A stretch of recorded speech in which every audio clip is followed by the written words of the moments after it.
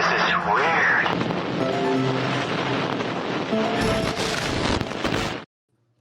From the land of conjurers flying through the internet to your device like a UAP, haunting unexplained and downright weird, this is the Witching Hours, and we are ready to take off in the flash of an eye. Good evening to one and all, wherever and whenever you're listening to this program. I am Frosty, and joining me, as always, is the medium Jenny Lee. How are you doing tonight, Jenny? I just want to say that whenever the intro video comes on and we get to see some of the guests that we've had on and they're all waving and smiling and laughing, it just puts me in such a good mood. So thanks. Yeah. Thanks, Frosty. Thanks, Frosty, for making that wonderful video. Well, so I was going to say thank you to all the awesome guests we've had. Yeah, so we can have an awesome video. Yes, we have an awesome video. I was talking about this earlier today with Keisha. I mean, that's one of the things that makes one of the reasons to keep doing the show is we get to meet so many cool people. Yeah, and have so many cool conversations. And sometimes, I don't know, fortunately or unfortunately, sometimes the conversation after the show is even better. No, sometimes it is. It's like, man, I wish that part would have been on the show. Yeah. Some shows do like an after hours thing where they continue the conversation and keep it recording and then they share it out as like a special bonus thing. Mm-hmm. I don't know if we got time for all that, but I don't know if we got time for all that. Plus, I think sometimes we hear the extras that they don't want to be on. We don't. Released into the public, the behind the scenes. They don't want to share those things, and that's why they didn't say them on the air. Yeah. Sometimes that's the truth. We get they drop the tea after the real show's over. So welcome in, everyone. It's great to see you all in here tonight. Happy National Sandwich Day, particularly to Hoagie. Oh, yeah. Okay. Okay. National Sandwich Day. It's National Hoagsters Day. The day before Election Day. It's your second birthday. Oh, goodness. So it is. It's great to see everyone. We're looking forward to the show this evening. It has been a busy time for us. It's been a busy weekend, so it's nice to be able to have a little bit of time with you tonight. So we had advertised that Lori Rayfeld was going to be coming on tonight to continue our discussion about the Rendlesham Forest UFO incident. But we're gonna see. We're going to see tonight because she's not here yet. Yeah. It doesn't mean that she won't be here by the time we get done with the news. So just be prepared. By the time when we're done with the news, then we'll just do a little hangout and talk today. Yeah. So we might need to reschedule. We'll see how that turns out tonight. So you'll find out when I do. To get into, well, are you ready to get into a little weird news, Jenny? Why not? All right.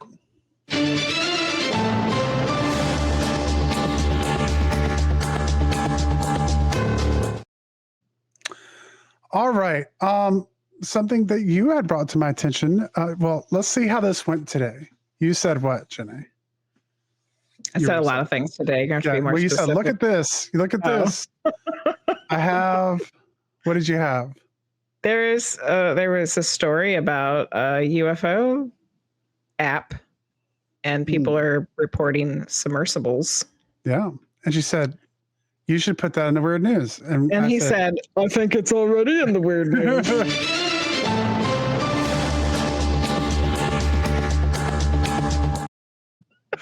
Did you actually hit that again? I did on accident, but it actually worked out really well. It's like you were just rubbing it in, but you had got the news. That was completely by accident, but it worked out absolutely perfect. So, underwater UFOs, thousands of USO sightings near U.S. coast. A UFO tracking app called Enigma. How did we never hear about this? That's what I was wondering. I was like, there's a UFO tracking app. Why did we not know about this already? That's true, which gathers reports of unidentified anomalous phenomena. I can't pronounce anomalous. Anomalous phenomena Anomalous phenomena. That's logged thousands of sightings of objects emerging from or plunging into U.S. waterways, so-called USOs, unidentified submersible objects. So, thousands. Jinx, double jinx. If you're someone who keeps up with this, that's not news. If you are unfamiliar with this topic, that might, but these USOs, these objects coming from the water and out of the water, tend, I think, in a lot of ways, to be more commonly reported than other types. As a matter of fact, a lot of UFO sightings, like the one that we watched, there was a really good one that was on Unsolved Mysteries, like the new version of Unsolved Mysteries, the one in Michigan, where they go up above the lake, and they're doing the same thing. So, like, all these UFO sightings that we see around the Great Lakes and stuff like that, a lot of those are being reported as going into the water. And so this is, being a Navy brat, I've heard lots of stories from people who are in the Navy who saw things go into the water. So it's interesting. Or come out of the water. So it's just one of those things. I wonder if this would be something that gets brought up whenever we have another congressional hearing. Story number 2, mysterious creature spotted in a 911 call. In Pender County, North Carolina, a 911 emergency call captured shocking audio of someone encountering a creature and yelling that it wasn't human. So depending on the portion of the call, audible, a male voice could be heard telling a 911 operator about a bloodied man he saw on the side of the road. Before the conversation is interrupted by a thump and the caller shouting that whatever it was not human. Oh my God. The caller eventually describes getting the thing off of his truck by speeding up and then slamming on the brakes, hurling it over the hood of his vehicle. The audio was... This is the plot to Harry and the Hendersons, by the way.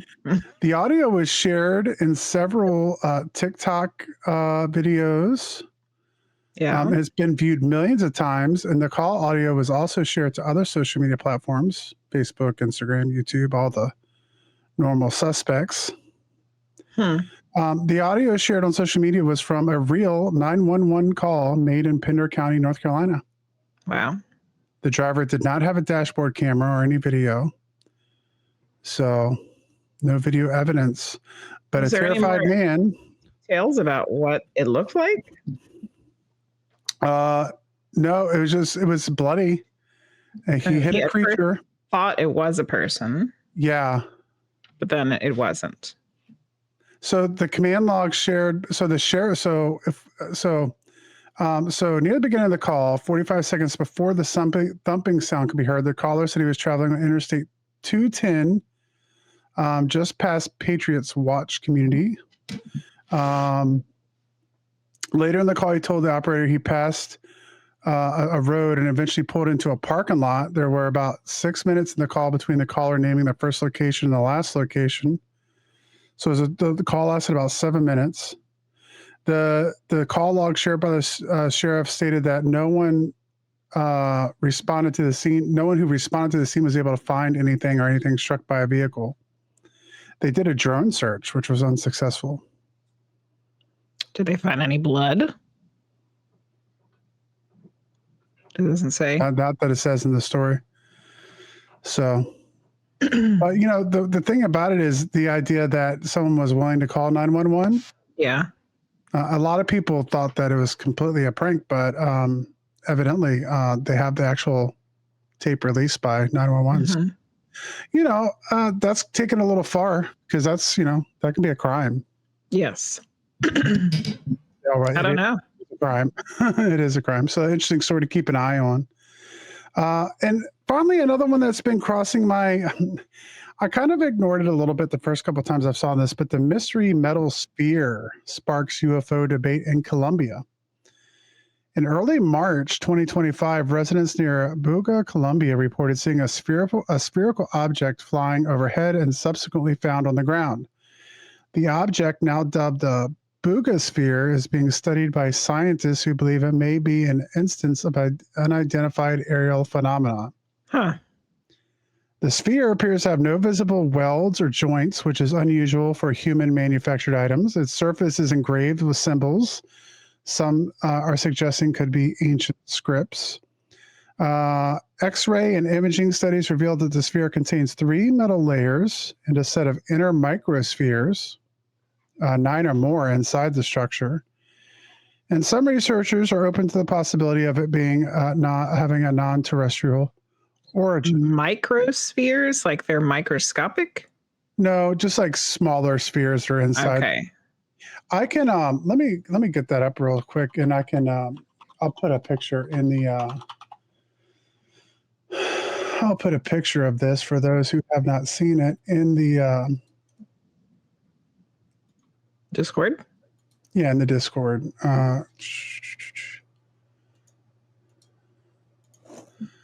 Let me see if I can get that up real quick. Can you share it on the Put it in. screen? Yeah, I guess I could. Let me see. Okay, so I'll bring this up. Let's see. Share screen. I think I kind of saw, like, for a second, the headline for this story at one point, too. Oh, yeah. Mhm. It definitely has stuff on it. So if you're not watching with us or at a later date and you're just listening, it is a metal sphere, silver in color. Yeah. It looks like it's maybe about the size of a soccer ball. Mhm. And it has some very strange markings on it, like crescent moons that are all facing Outward?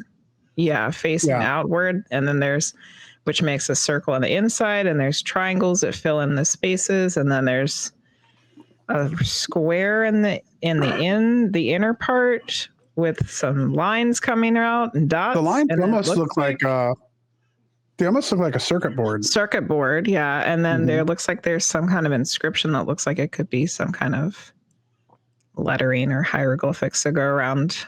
The inner part of the ball there definitely has some kind of lettering or hieroglyphics there. So it's been a mystery, and one of the reasons I decided to put it in the news, when I first saw it, I was like, more than likely a hoax, but it just the story kind of continues to stick around, and there's been no real definitive thing about it. So it's something to keep an eye on always. Yeah. We have a comment from CMC about the North Carolina story. If a person is killed, please shut down the road and do a 6 to 8 hour investigation with photos, 3D scanning, and samples of the remains. They should have some data. Mm-hmm. And Jim's here. Jim says, looking good, sounding good. Thanks, Jim. Excellent. CMC said the ball looks like it's unpolished aluminum. Or if we were in England, it would be unpolished aluminium. Hoaxer says he doesn't recommend kicking it. Yeah, probably not. CMC said they look like Turkish moons. It's pretty interesting looking. However, now that I've seen it, the design on it to me looks like something that a person would have made to make it look like it's something else. What is this picture? Yeah, this is the sphere flying. That's what people are saying. Flying.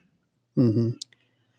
I mean, yeah, if that's what they saw flying in the air and then it fell, I don't know. It's interesting. It's a mystery. Yeah, I mean, always, unfortunately, with the technology we have today, I don't know if there ever will be a believable picture or video anymore.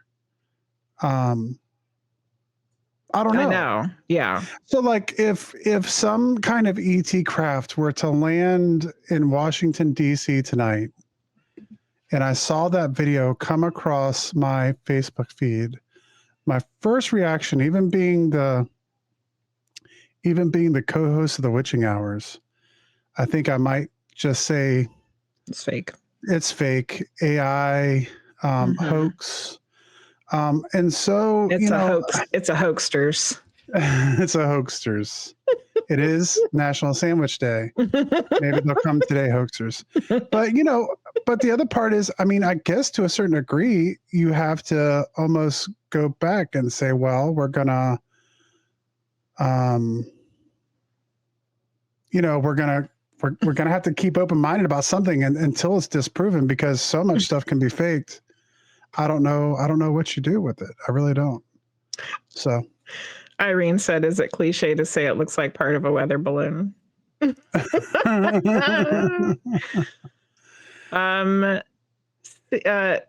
Max had a comment here. Mm-hmm. Is this true, Shadow Max? It heats up when it's touched and put in water, it boils off. Is that true? A true part of the story? So going into this, let me see if I can find more about it here. So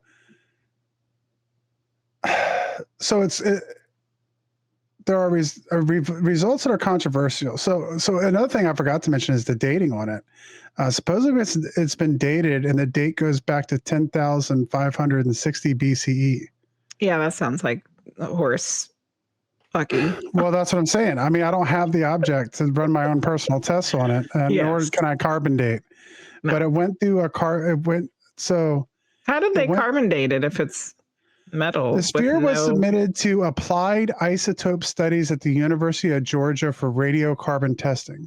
Since stone itself cannot be carbon dated, scientists analyzed microscopic material recovered from the sphere. That could have been dirt picked up from falling in the ground. The results consistently pointed toward a date around this dirt's 10,000 years old. BC. As cool as that is, results are obviously controversial. Critics say the soil found on the sphere may be contaminated, or that organic material may have migrated downward through micro cracks. But we don't know. Micro cracks. So like mud cracks. Please don't get dirt in your micro cracks. So yeah, I mean, that's something to look more into. I haven't heard about the heating and stuff of them yet. But there's a lot of stuff going on. It's coming across my feed quite a bit. I haven't been able to look into it more, so it's something to keep an eye on. There's all kinds of theories about, what it could be and things like that. So Irene agrees with me. Dirt is really old. Yes. Dirt is really old. There's a saying about that. When somebody's old or something is old, you say it's old as dirt. It's old as dirt. It's true. It's a true statement. So, to be honest with you, carbon dating is people are always skeptical of carbon dating, even if it's a legitimate carbon dating. So just ask Graham Hancock about that. Yes. Well, I didn't know you could carbon date metal unless they shave some of it off or something. You can't carbon date metal. They're talking about getting organic material. Have organic material.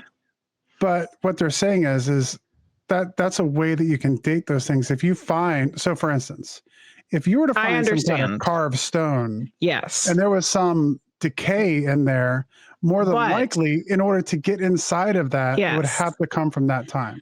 I understand that when it's something they dig up out of the dirt, they can test the dirt around it and figure out how old the dirt is. This thing was flying through the air and it fell in the dirt. Yeah. They didn't dig it up. It fell out of the sky. Yeah. Yeah.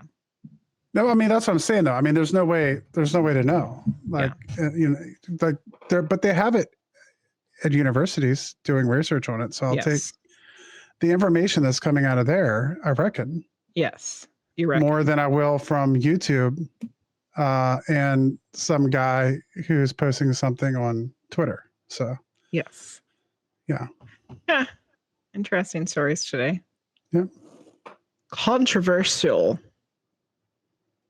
I mean, it really is. I mean, especially for someone who doesn't always want to be a skeptic, but kind of is. It's just really difficult now because technology has become so advanced that anything can. I mean,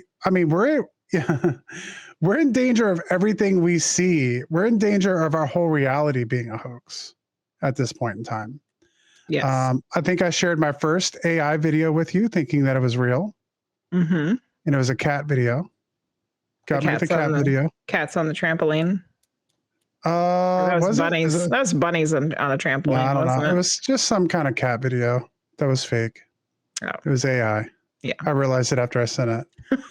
But here soon, I mean, that could be aliens on the White House lawn. That could be a presidential election. That could be a stock market crash. That could be a false flag attack to create a war. Well, I mean, we are on the verge of. There's a book about it. It's called 1984. Yeah. You never read it? Yeah. CMC. See, I knew CMC would have an answer for us about this. Metals can be dated using XRF scanning X-ray fluorescence to determine the components in the metal.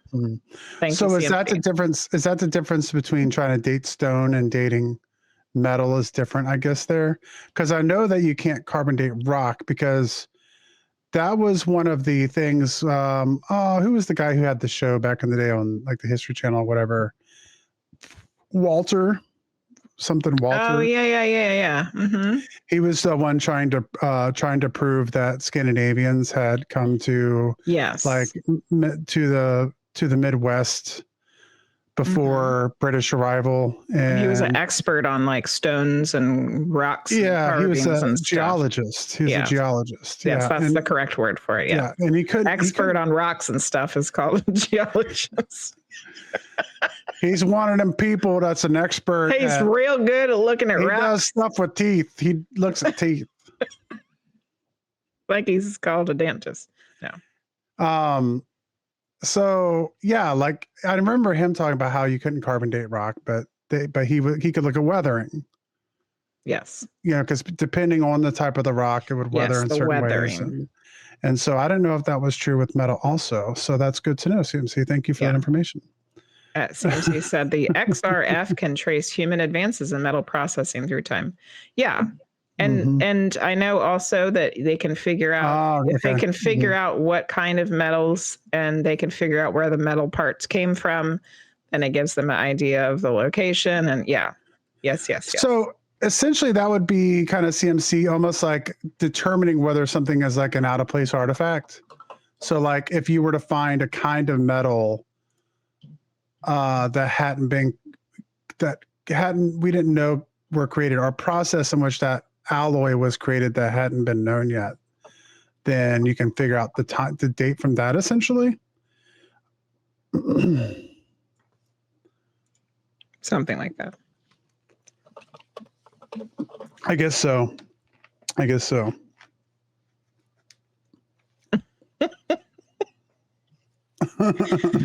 All right. Frosty, do you want to check your messages one more time to see if Lori has responded to let us know if she is or not? I think we are on a rescheduling. Okay. So we can kind of do a hangout tonight. Yes. I didn't have a very long news segment because I was planning on talking. Well, there was a lot that we wanted to talk about last time. Yes. Like and you said earlier. Look at this. Okay. So starting here at this bottom, there's a line here. Here, and this whole page was all of my questions for Lori tonight. This was based on the last 10 minutes of our conversation last time, because that's when the real good, juicy stuff started coming out. And that's why I wanted to have her back. So we'll just have to figure out what happened, and hopefully she can come back another time. Yeah, hopefully we can have her rescheduled. Because she definitely wanted to kind of get through her story of her experiences at Rendlesham. She wanted to go through it chronologically. Yeah. And then when we got to the end of the street, at the end of the stream, it was like, oh, here's all this really crazy stuff I want to talk about. And we just like went through it real fast. And I wanted to talk about it more. Yeah. There's a whole lot. a whole lot there. So, if there's something that you would like to bring up, if there's something that you would like to talk about, let us know in chat. We can get to some of that tonight. You did say, Jenny, that there were some questions, I think, from the Halloween special. Was that something you were talking about earlier? We were talking about our experience at Gettysburg, and we didn't really get to finish talking about it because we were running out of time. We had Steve Dill's video still to show, so we were running out of time on our Halloween special. So we could talk some more about our Gettysburg experience. And speaking of Gettysburg, Irene and Danica were just there for the Parajam over the weekend. Irene, if there's any little snippety tidbits you can share in the chat with us, we'd like to hear maybe some things that happened for you, because I think the Parajam is actually happening inside of the orphanage. Oh, yeah. I don't know. Which was our story, which was your big story that you did get to share on those 50 hours. I don't know if Irene got to catch that or not, but we got to go into the orphanage and I shared that. It was a crazy experience that I had in there. Kind of a psychic experience, I guess you could say. Yes. Which kind of threw me off a little bit. I mean, I guess I can share a little bit for people who didn't catch the story the first time. Yeah, give us a quick rundown, and then we'll talk about some of the things about that we didn't get to talk about last time. So we went into the orphanage and Gettysburg. And we were able to go into a room that they typically didn't go into on that tour guide. As they were discussing kind of the horrible treatment of the children that happened there under the headmistress or whatever the title was, I got really, really angry. Super angry, so angry, like kind of out of nowhere that I wanted to shout.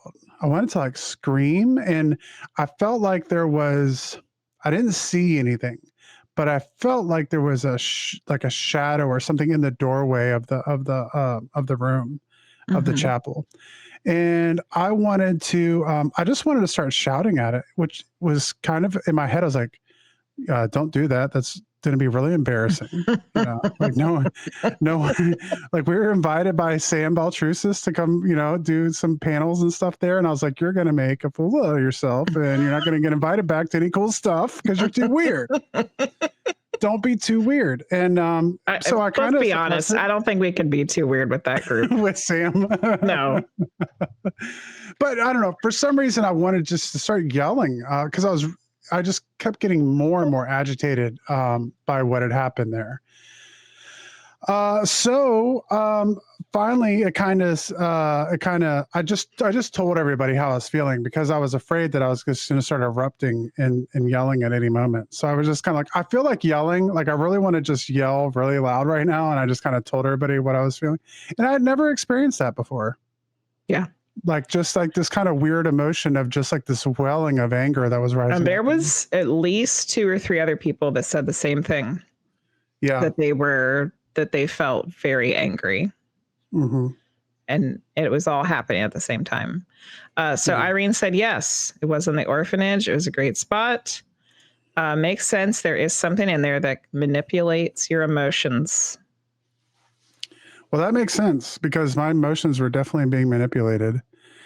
And the part that I kind of left out is, that's important to me anyway. I don't know if it makes sense to anybody, but, I teach history.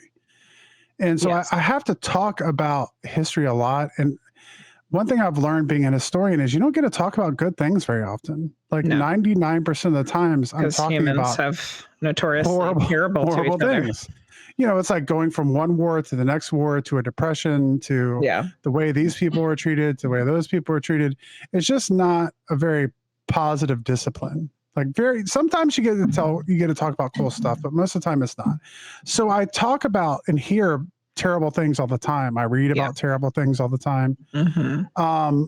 And so to hear a story about how these kids were mistreated, while it does make me feel bad, it typically wouldn't elicit that kind of response from me. Yeah. Which is, the thing that kind of bothered me. And you didn't mention what room it was in tonight. And yes, Irene said it usually resides in the chapel, which is where that was happening. We were in the chapel, and we normally the wonderful guide we had. We heard a knocking coming from the chapel, and she was like, Yeah. everyone heard it, and she was like, no one's in there. And we were like, well, can we go in there? Someone asked, can we go in there and investigate? And she said, well, I guess so. We don't go in there on this tour. And she's like, I've only been in there like a couple times because I don't go through there on my tour. But she's like, kind of screw it. Let's go. Yeah, let's go. And so we went in there. Yeah. She So knew where we were. It's yeah. like a bunch of mediums and weirdos. Yeah. She wanted to see it. She was really excited about things that we were all picking up on. CMC wants you to do some protection measures before going into such environments. We did. I had created my bubble. Yeah. And Sam did his, what does he call it? Crystal bubble? Yeah. Crystal shield of protection. Yes. Yes. So yeah, there was some really weird stuff happening in that area because as Frosty was experiencing all of this anger stuff, at the same time, CMC, you weren't there. It was Sam was picking up on the lady, the head mistress lady, and he's trying to tell us that she was like not as bad as everybody thought she was, and that she's like getting a bad rep. And while that is all happening, I am seeing things that she has done to children, which one of them included her like strangling a little boy. And I'm like, no. Like we're all getting angry. He's getting angry that she's getting talked about so poorly. And I'm getting angry at him because he's talking about it. And I'm like, no, I'm seeing the things that she did. Like, it's awful. Yeah. It was getting wild in that chapel room. It was kind of weird because it's almost like they were kind of turning, like they were kind of splitting up the group because, Sam was like, oh, it wasn't as bad as people made it out to be. And like, she got a bad rep. Supposed to have sympathy for her. Yeah.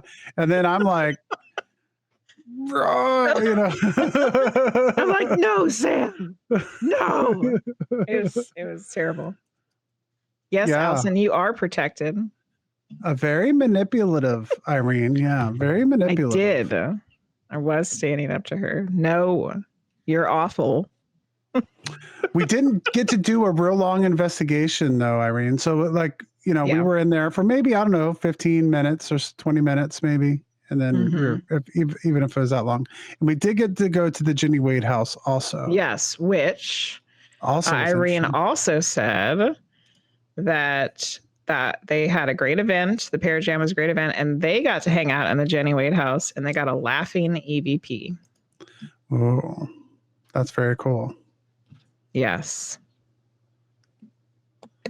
The Jenny Wade house to our group mostly was not as eventful as the orphanage. However, there was one lady with us who had a very, very emotional reaction when we got over there. And I don't know if it was like a combination of the two places together, but she got very emotional, was crying, and had to go outside. And I think she was releasing a lot of things.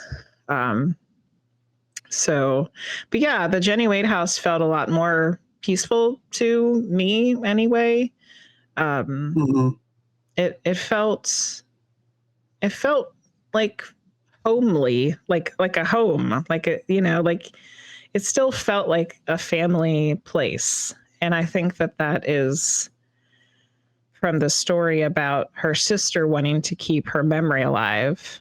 I think that is kind of what was happening with that. Yeah. And if you're not familiar with the Jenny Wade house, the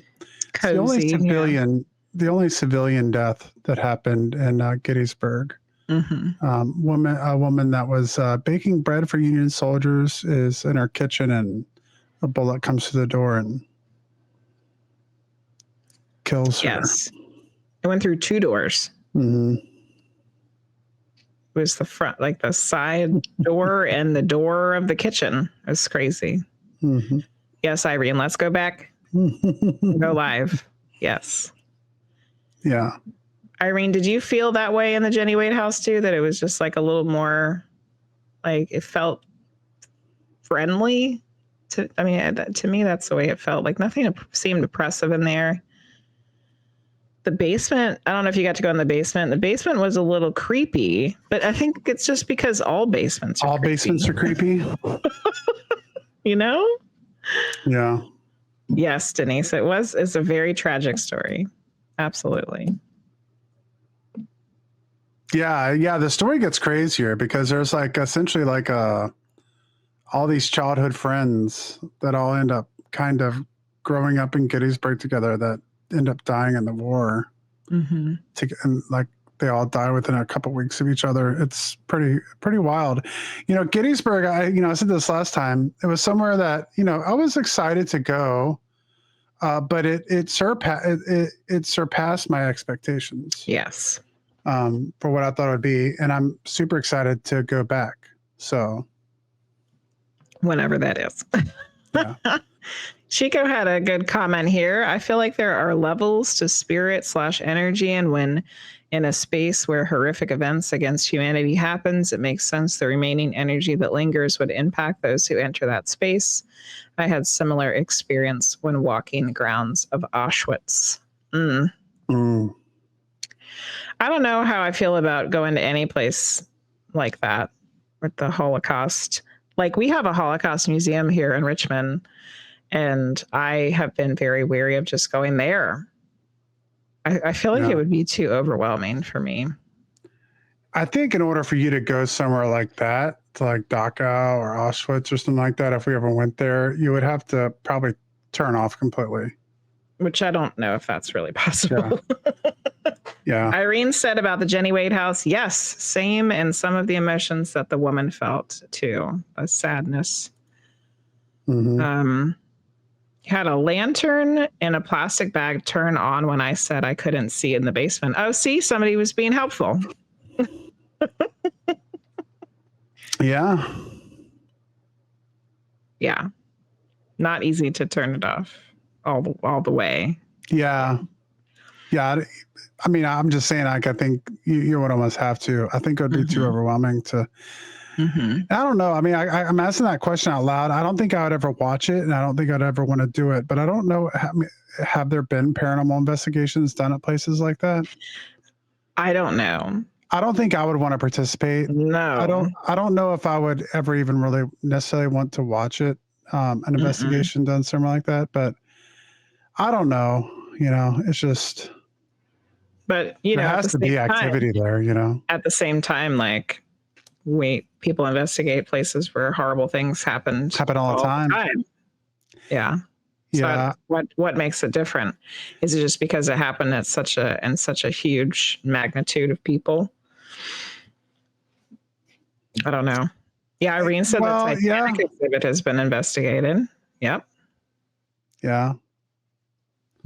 Yeah, I don't know. I mean, I guess it goes across the line of like becoming disrespectful, But then does that bring up the question that it's all disrespectful? I think it depends on the location. I don't think investigating your own house is disrespectful. Yeah. I don't know if going to a tavern or a bar is disrespectful. I'm just playing devil's advocate here. Well, we've had that argument recently. Yeah. We've had people argue with this. Is going to an insane asylum, where horrible stuff was done, is that disrespectful? And I think you could make I don't know if I necessarily agree, but I think you can definitely make that argument. Yeah. Is it? I don't know. So. Yeah. Yeah, Denise said even just being near the Holocaust Memorial in LA was very somber. I went to the one in the Holocaust Museum in Washington, D.C. when I was a teenager, and it was a great experience in terms of there was just an unimaginable amount of things to learn there, and of really great exhibits. And I remember even as a teenager thinking like that was a very powerful visit and that it was definitely worth going. And as far as like the history part of it, it was engaging.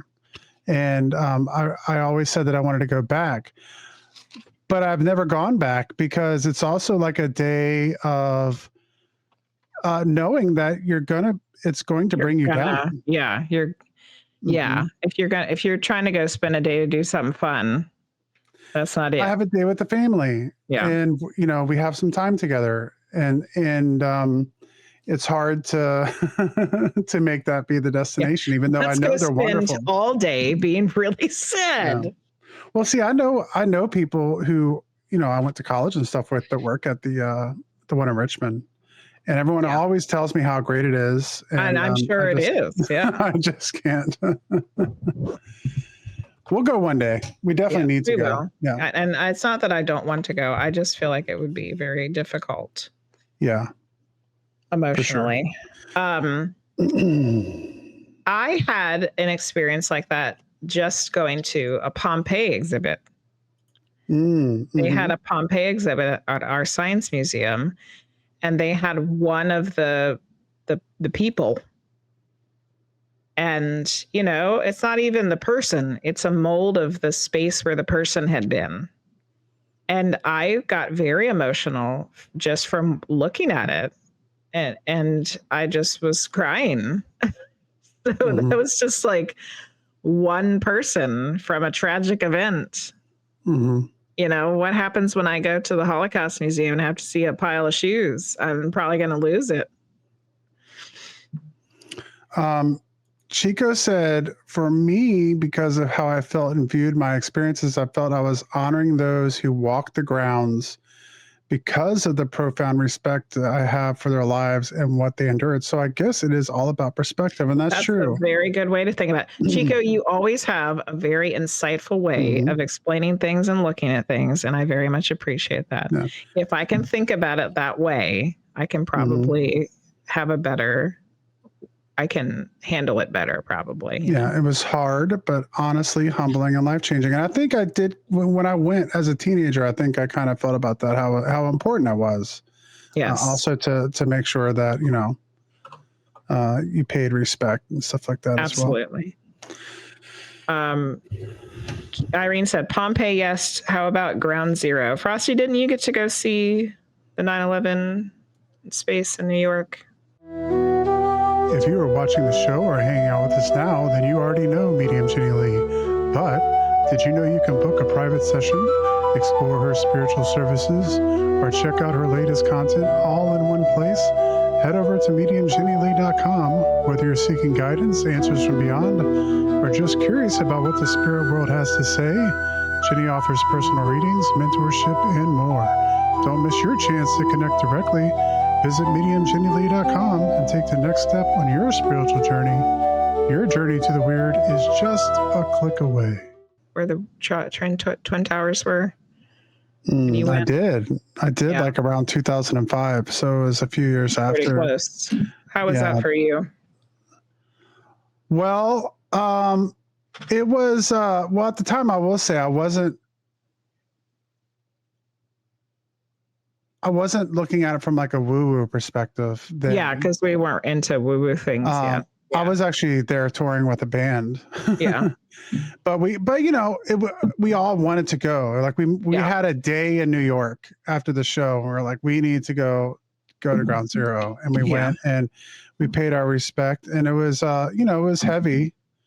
It was heavy. New York was really interesting at that point in time. And there were a lot of things there that were like cool to see, just like how resilient everyone was in the city. Like the city was super resilient. Like the story that I have from there that just made me go, you know what? Like I like these people. Was like we were outside. It was cold outside. We're outside, and the fire department came by. Like fire truck comes by, had like the siren on, and all of these people who have been at the show just started cheering and shouting at the fire truck as it went by. And they were like, best effing fire department in the world, And this is, a few years after 9/11, Probably less than 4 years. Yeah. And so, it was like, all those things kind of combining. It was really interesting, especially being someone who wasn't from there. It was a good trip. Yeah. The Enlightened Lotus over on Facebook said that the Ground Zero was crushing. Yes, Yeah. I can see that for sure. Kel says, I try to avoid spaces where great tragedies happened. Yeah, it's definitely Yeah. a personal choice, it seems like. CMC also saw one of the people entombed in ash from Pompeii at the Museum of Fine Arts in Boston. Okay. Yes. Yeah. It was, yeah. It was just crazy to see it in person. It's like, there it is. It's this thing I've been learning about my whole life. Yeah. And it's sitting in front of me now.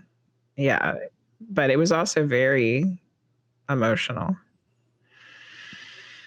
People were short at that time. People were short for most time, CMC. Do you know what the average height of a Scandinavian was during the Viking Age? Anybody know in chat? Isn't these huge, gigantic warriors who struck fear into the coastal Europeans as they came through and ravaged and pillaged the countryside? Taller than what most people were, but not tall compared to what we would think today. Hoaxer says 6'3". Oh, Luce is here. Hey, Luce. Luce says 5'6". Yeah. CMC says 5'9". Dark Wolf says 4'8". What do you think? Everybody was a little hobbit or something back then? And hey, Dark Wolf. Chica says 5'5".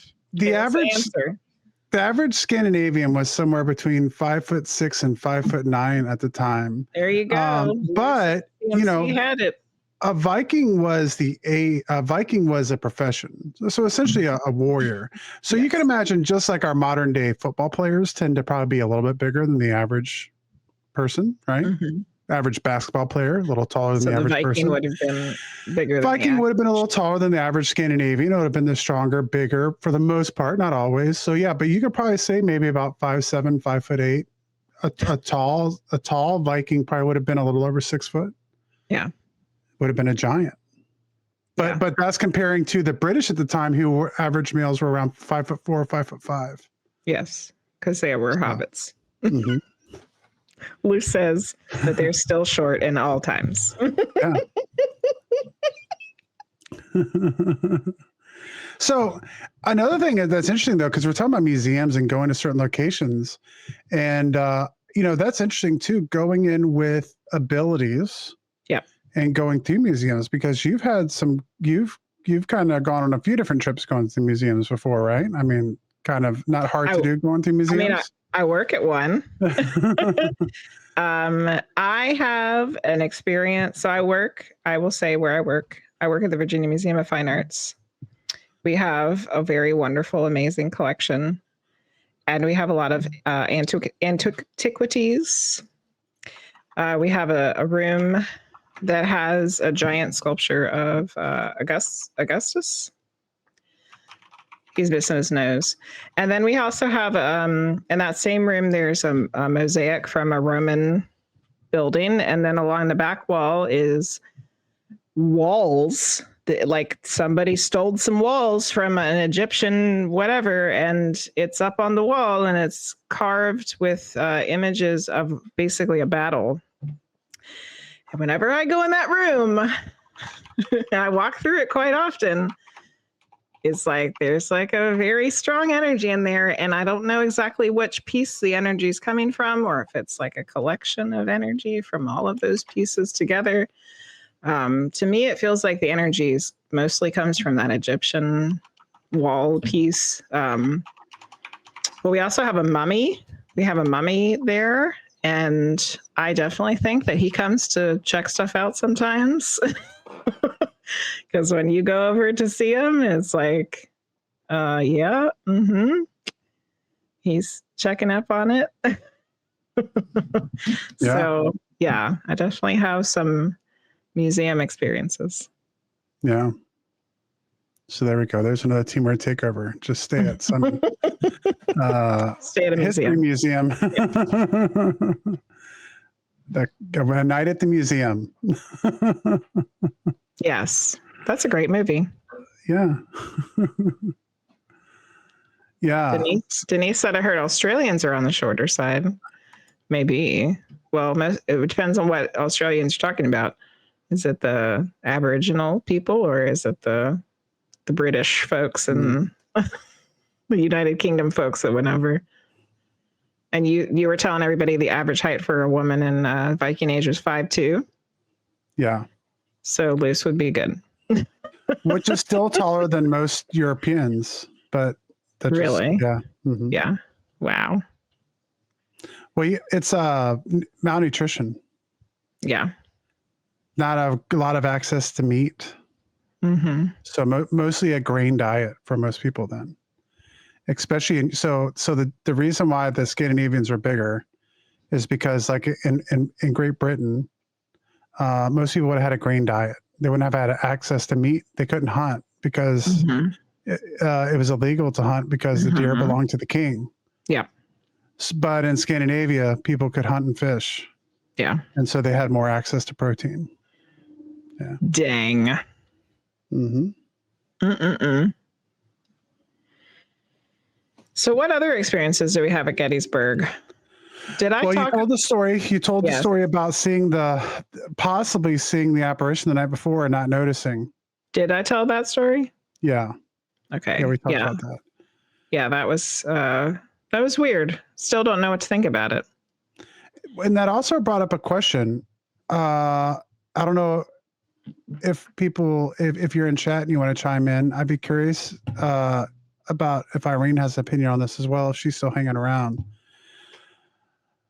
Ghosts with no feet and see-through ghosts. So this is something I was kind of learning about. So not until Phantasmagorias, I think we talked about this in the Halloween show, but not until Phantasmagoria started taking place with the invention of the film camera in the late 1800s.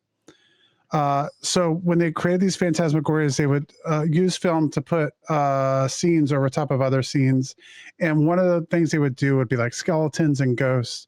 But because of the way they were done, the image was transparent. And so when people started seeing ghosts after going to these, they would say that the ghosts they saw were transparent and had no feet. Yeah. But not before. Before that, as far as I could tell, and from what I was looking in some of the videos and stuff where historians were talking about this, before that, there was no recorded story of ghosts that were translucent or not having feet.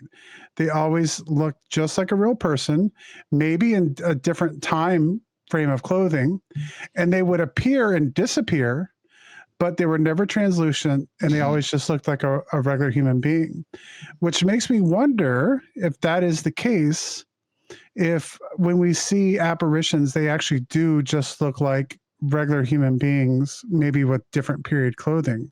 How much more often could people be seeing full body apparitions and not even know it, not having a clue if it just looks like a person? Because think about that night. A whole bunch of people said they saw that woman. Yes. And none of them said anything because she looked so real. Yes. But seemed, from what everyone said, I didn't see her, but from what everyone else said, seemed completely out of place. Yes. Because all of the tour guys had to have a lantern. She did not have a lantern. She was by herself. They were filming a movie there, or a TV movie, a Hallmark movie, and people were there dressed up for that. But they were filming during the day. This was at night, kind of late at night. So who was this lady? Yeah. Was she a real, like, living person? And she was looking at us just as strangely as we were looking at her. She was walking past really fast, looking at us like we were out of place. Because that was the story about a lot of the soldiers too. Like a lot of the soldiers that people said they had seen on the battlefield is the same way. It was like, we saw these guys and we thought they were like reenactors. Yes. And then we realized that they couldn't be reenactors. So it's like they walked right past them. Yeah. You know? And I thought they were just living people. Yeah. And so if that's the case, but it also brings in a question about what are people seeing when they do see something that was like a see-through ghost or hovering. Where does that come from? Is that, I don't know. That's a question I think that has to be talked about for paranormal investigation. Yeah. Yeah. So Denise said, I wondered about that too, Frosty. Yeah. Irene said, it can happen more regularly than we believe. Kel's got a Gettysburg story. If you want to share it with us. Hoaxers asked, did we research on it? I don't know how I would have researched it. Unless I would have been like asking around if there was an extra from the movie set wandering around at 10 o'clock at night. Yeah. And her whole costume. They weren't filming at night. I mean, there are a lot of people who were dressed in period clothing that were tour guides. But like you said, you had to have the lamp. I didn't see it, so I can't really give an opinion. But there were quite a few, once it was brought up, they were like, I saw that too. Yeah. And had details. So we know that there was someone who was seen. Yes. And it very well could have just been a person, living person. It just was very odd. Yeah. Yeah. So if she was a ghost, were we the ghosts to her? That would be interesting too. Like, was she making eye contact with anybody? She was watching us as she was walking by. Yes. Okay. There were a couple weird instances because we also had another weird person that walked by us that I don't think was a ghost, but no, definitely was not a ghost, but was like, I don't know if someone could be a ghost, that would be it. He had some boots on. He was clopping through. Yeah, it was weird. Yeah. Shadowmax said, do you see or feel ghosts? Do you see or feel them? Oh, that would be a good question. So like these full body apparitions that look like regular people, could you touch them? Yeah, I don't know. Because, the idea of like your hand going through them, I think would be connected to the idea that they were like transparent or translucent. Yeah. But that would bring up a lot of problematic things. What movie was it? It's a Hallmark movie. And keep an eye out for like Christmas in Gettysburg or something. At first people were saying it was called like Christmas 1863 or something like that. But then somebody else said that wasn't it. Okay. But it's definitely a Christmas Hallmark movie that is about Gettysburg. And it's definitely like, Civil War themed. So I think there's 2 coming out. There must be 2 different ones. One of them is filmed right there. Do you think they could have it ready for this Christmas, or would that be next Christmas? Because you have to film it and you have to edit it, and it's Hallmark. It's probably for this Christmas. For this Christmas. No offense to people who like Hallmark. It took them all day to make it. Yeah. I mean, it was a couple of days. Dark Wolf said, or perhaps she was in a time slip. I was thinking about that too. Oh yeah, time slips. How many times are ghosts? How many times are ghosts actually time slips and not actually ghosts? Yeah. What if that's really what's happening all the time? There's something to think about.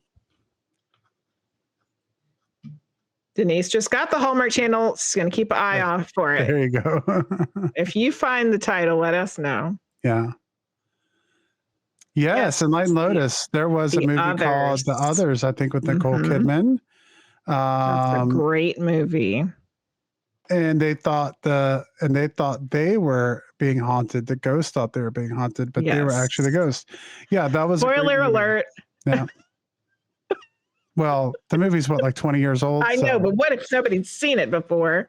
You just spoiled the whole thing. Hey, I just want to let everybody know that Jack dies at the end of Titanic because she won't let him on the goddamn door.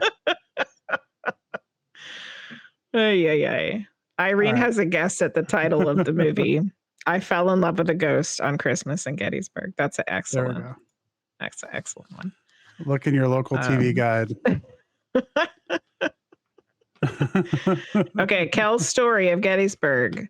Friend of mine who came to Gettysburg from Massachusetts, they were doing a tour and it was in the 90s. And when they got to the battlefield, they took a photo, and one of his friends noticed a reenactor to the left. They went to ask him to join the shoot and take a picture, but he disappeared in front of them. Can't remember if it was South or the Union. Wow. Yeah, that's what we're talking about. The person just thought that it was a reenactor, and then they just disappeared.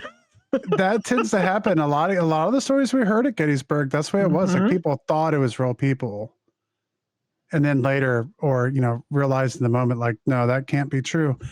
Civil War, though, there's something to it, because the battlefields around here are the kind of the same way. Like, there's lots and lots of activity.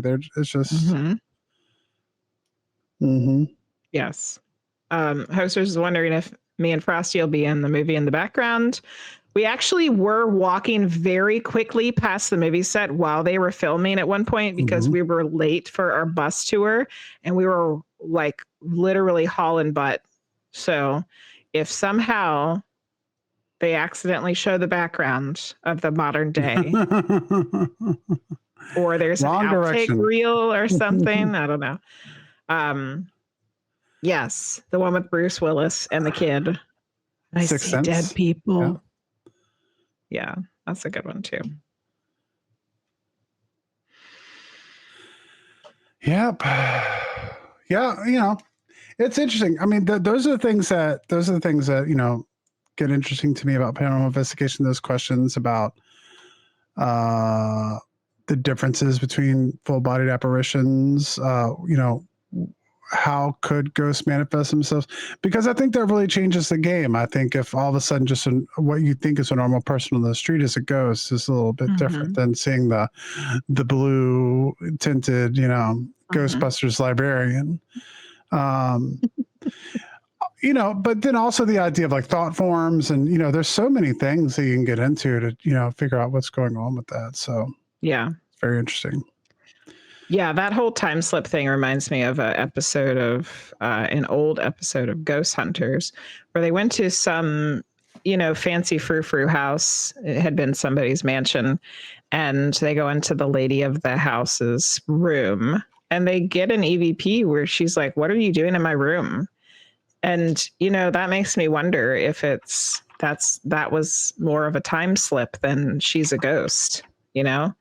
Like, what if Jason Hawes and Steve showed up in her bedroom in 1875 or whatever year it was, and she was like, "Who are you? What are you doing here?" So I just looked this up because that reminded me of what is called the Moberly Jourdain incident. Do you remember that one, Jenny?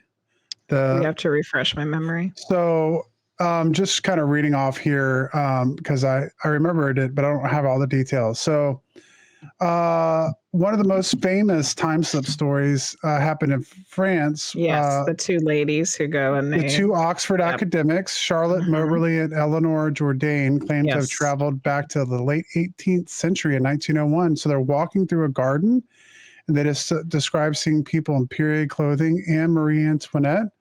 Yep. Documenting the experience in their 1911 book, An Adventure. That's a very, very interesting story. And because they were women, even though they were academics, nobody wanted to believe them. Yeah. Yeah. They just said they were making it up. Yeah. And so I would almost want to go back and read that. Like, what did people think about them? Did people recognize them, or did people like acknowledge them? And like, obviously they would have looked completely out of place. Yeah. Especially going back to 1700s France. That would have been like the height of the rouge and the powdered faces. And yeah. Host wants to remind us it's the top of the hour. It is the top of the hour. And I don't know how long we're going to go tonight. So yeah, we're probably going to be wrapping it up.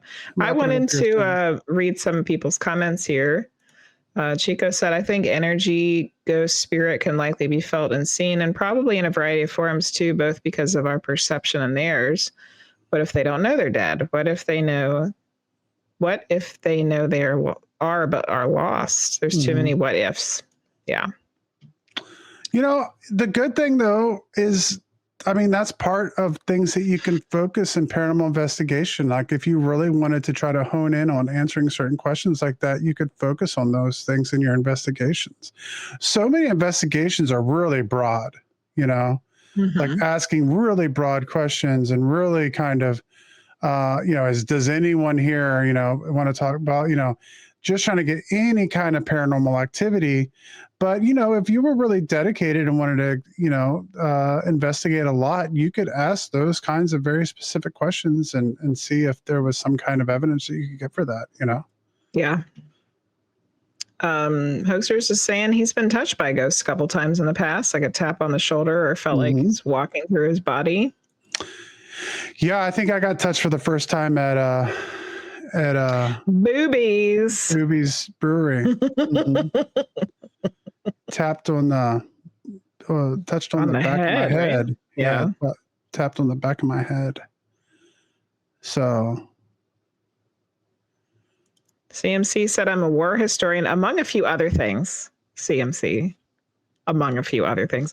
And the Civil War is something I cannot delve into. Revolutionary War, World War I, World War II, Korean War, etc. I'm all into, but the Civil War is a big nope. And Chico wanted to know, why is that? CMC said, deep down, it wasn't supposed to happen.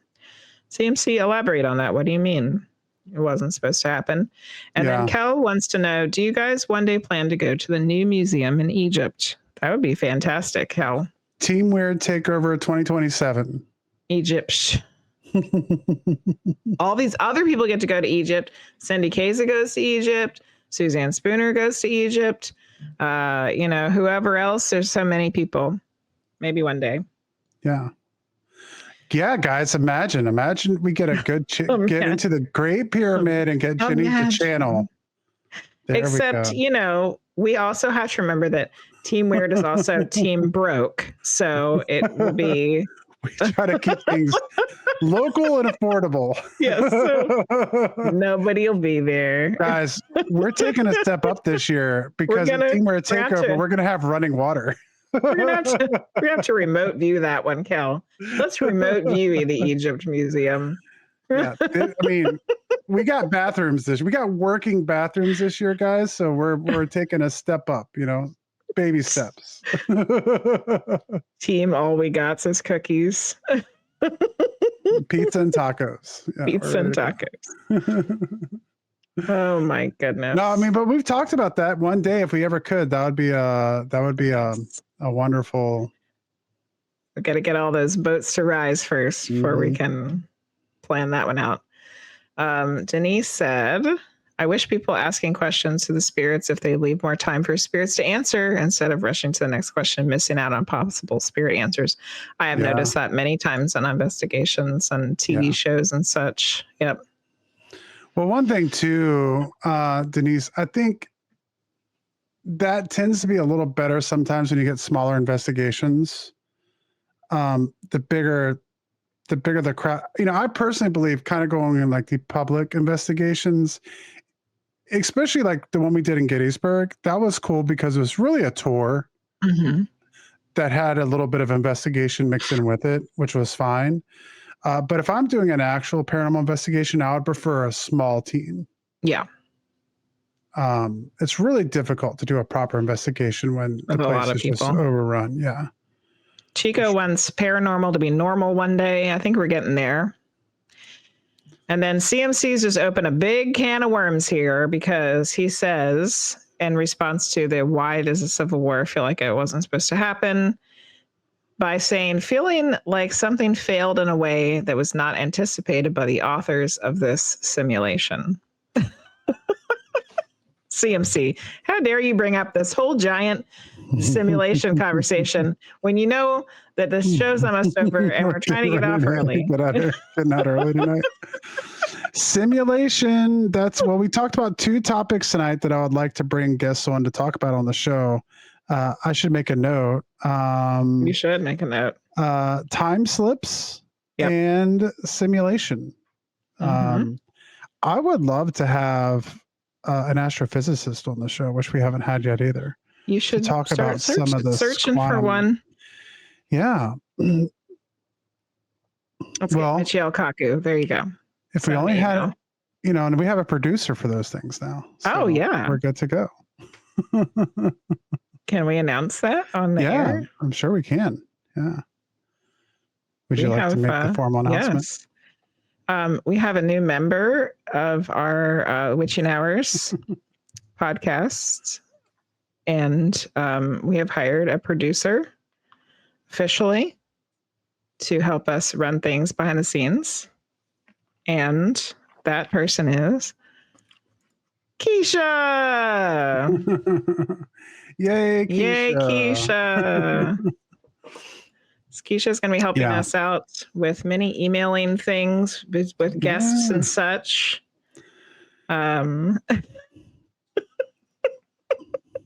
You're gracefully bowing as a hippo.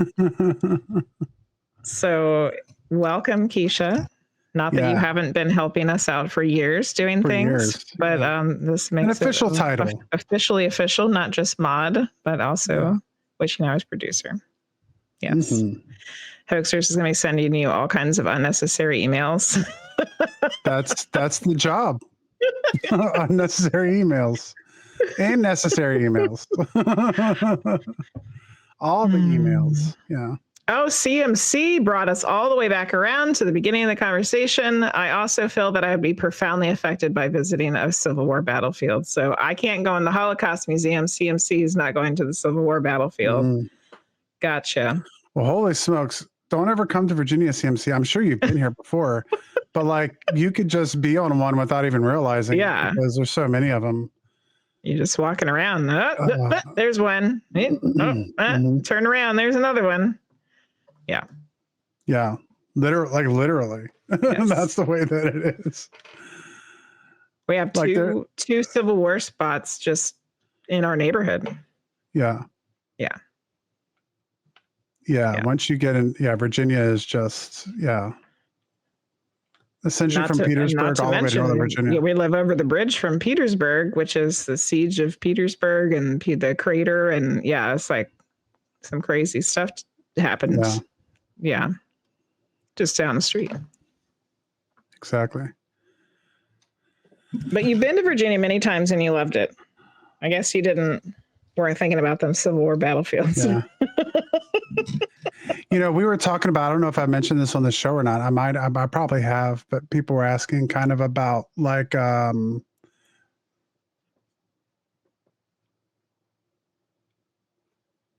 where you would want to investigate. And for me, I was talking about Jamestown, so we talk about the Civil War a lot, but there's a lot of really good history there. Denise Kennedy says, I was born in Virginia. You were born at Fort Lee.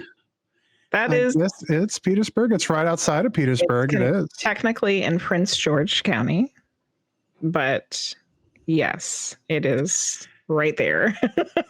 It is very close to where we are. Yes. Very close to where we are. Yeah, hoaxers, that's what he's talking about. Haven't heard a lot about Jamestown and paranormal because I don't think people really investigate it or anything, but there's got to be stuff, right? It's run, if I'm not mistaken, it's a national park. And so it's run by the national park. So like you would have to get permission to do a paranormal investigation at Jamestown. And it's such a landmark and a very important landmark. It is the first permanent British settlement in North America. It's essentially the birthplace of America. And so I don't think that they want to have any of the paranormal stuff associated with it. Although they have had to, but they saw the information about the cannibalism that took place there. So. Yes. Yikes. Bigfoot, UFO, and ghost activity align to get Bigfoot on UFOs, and then Bigfoot disappears. Yeah, Kel, there's a lot of stories about that too. Oh yeah, the connection between Bigfoot Yeah. and UFOs. Well, we had a guest on, Ron Moorhead, that wrote a book, Quantum Bigfoot. Quantum Bigfoot. Yeah, that talks about that. There's been a lot of connections between UFO and Bigfoot, and not exactly sure what to make of it. So, all right. Well, we're headed towards 9:30. Yes, before we get caught up in some other gigantic conversation, we should go ahead and wrap up our fun hangout tonight. We'll try to get Lori Ruffeld back on at some point so we can continue our conversation with her. We appreciate everybody hanging out with us tonight. Some people had some stream streaks earlier. I know Shadow Max was one. I think. Well, I got him right here. Luce had one.